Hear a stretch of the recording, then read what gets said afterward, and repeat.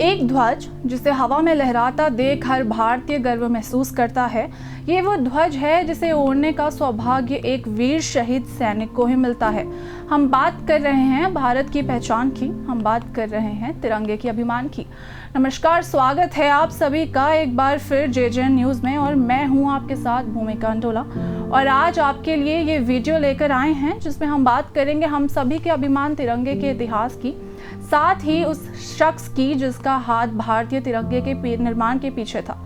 ये हम सब जानते हैं कि आने वाली 15 अगस्त को हम अपना 76वां स्वतंत्रता दिवस मनाने जा रहे हैं और इन बीते 76 सालों में भारत के तिरंगे में कोई बदलाव नहीं हुआ है। केसरिया ऊपर, हरा नीचे और बीच में सफेद रंग के ऊपर अशोक चक्र, यह है भारतीय ध्वज का वो विवरण जिसे हम बीते 76 सालों से फहराते आ रहे हैं। लेकिन 1947 से पहले तिरंगे में एक या दो बदलाव नहीं बल्कि 5 बार बदलाव किया गया था।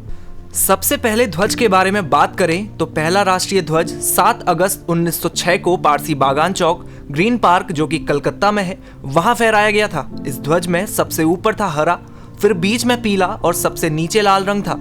साथ ही इसमें कमल के फूल के साथ चांद और सूरज भी बना हुआ था। लेकिन यह ध्वज सिर्फ एक साल ही फहराया गया। साल 1907 में भारत को अपना दूसरा राष्ट्रीय ध्वज मिला। यह ध्वज भारत नहीं बल्कि पेरिस के सम्मेलन में मैडम कामा द्वारा फहराया गया था। इस ध्वज को पिछले ध्वज जैसा ही बनाया गया था। इस राष्ट्रीय ध्वज में भी चांद सितारे आदि मौजूद थे, लेकिन इसमें 3 रंग केसरिया, हरा और पीला शामिल थे। वहीं तीसरा ध्वज 1917 में डॉक्टर एनी बीसेंट और लोकमान्य तिलक ने घरेलू शासन आंदोलन के दौरान फहराया था। इस झंडे में 5 लाल और 4 हरी पट्टियां थी। साथ ही इसमें 7 सितारे भी बने हुए थे। वहीं झंडे के बाईं ओर ऊपरी किनारे पर यूनियन जैक बना हुआ था और एक कोने में सफेद आधा चांद और सितारा था। इसके बाद 1921 में आया भारत का चौथा ध्वज। इस ध्वज को अखिल भारतीय कांग्रेस कमेटी सत्र के दौरान आंध्र प्रदेश के एक युवक ने बनाया और गांधी जी को दिया। यह ध्वज 2 रंगों का बना हुआ था, लाल और हरा रंग, जो 2 प्रमुख समुदायों यानी कि हिंदू और मुस्लिम का प्रतीक थे। लेकिन फिर गांधी जी ने सुझाव दिया कि भारत के शेष समुदाय का प्रतीक भी इसमें होना चाहिए, जिसके बाद इसमें एक सफेद पट्टी और राष्ट्र के प्रगति का संकेत देने के लिए एक चलता हुआ चरखा बनाया गया। यह ध्वज भारत में अगले 10 सालों तक फहराया गया और फिर 1931 के साल में एक बार फिर ध्वज में बदलाव किया गया। 5वें राष्ट्र ध्वज में भी चरखे का महत्वपूर्ण स्थान था। हालांकि रंगों में इस बार कुछ बदलाव हुआ, जिसमें केसरिया, सफेद और हरे रंग शामिल रहे। 1931 इंडियन नेशनल कांग्रेस ने औपचारिक रूप से इस ध्वज को अपनाया था और फिर आजादी के साल तक भारत में यही ध्वज फहराया गया। लेकिन फिर आजादी का वो स्वर्णिम साल आया जिससे ध्वज में एक आखिरी बार बदलाव हुआ। हालांकि ये बदलाव ज्यादा बड़ा नहीं था। ध्वज में बने चरखे की जगह को सम्राट अशोक के धर्म चक्र को दे दी गई। 22 जुलाई 1947 को संविधान सभा ने इस ध्वज को आजाद भारत के राष्ट्रीय ध्वज के रूप में अपनाया और फिर स्वतंत्रता मिलने के बाद इसके रंग और उनका महत्व बना रहा और आज तक इसी ध्वज को हम तिरंगे के रूप में फहराते आए हैं। लेकिन आज जब हम जिस तिरंगे को लहराते हैं उसका निर्माण किसने किया, इसके बारे में जानते भी हैं। तिरंगे को लहराता देख गर्व की अनुभूति तो सबको होती है, लेकिन इसको बनाने के पीछे किसका हाथ है इसके बारे में शायद ही कोई जानता होगा। ना ये इस बारे में बात कर लेते हैं। तिरंगे का निर्माण करने वाले खास व्यक्ति का नाम है पिंगली वेंकैया। पिंगली वेंकैया जो कि महात्मा गांधी के बहुत बड़े प्रशंसक थे। उन्होंने हमें हमारे तिरंगे का निर्माण किया, लेकिन उनके लिए ऐसा करना बिल्कुल भी आसान नहीं था।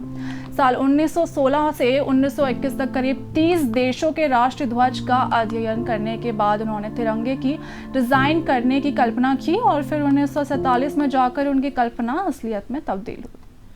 2 अगस्त 1876 को जन्मे पिंगली वेंकैया आंध्र प्रदेश के मछलीपत्तनम के पास एक गांव में रहते थे, जहां 19 साल की उम्र में ही वेंकैया ब्रिटिश आर्मी की सेना में नायक बन गए। सेना में रहते हुए उन्होंने दक्षिण अफ्रीका में एंग्लो बोअर युद्ध में भी भाग लिया, जिस दौरान उनकी मुलाकात हुई महात्मा गांधी से और इस मुलाकात ने उनका जीवन बदल दिया और वो सीधा स्वदेश वापस आ गए। जिसके बाद उन्होंने ब्रिटिशों की गुलामी के खिलाफ आवाज उठाते हुए स्वतंत्रता संग्राम में हिस्सा लिया और जब उन्होंने तिरंगे का निर्माण किया तो पिंगली वेंकैया की उम्र 45 साल थी।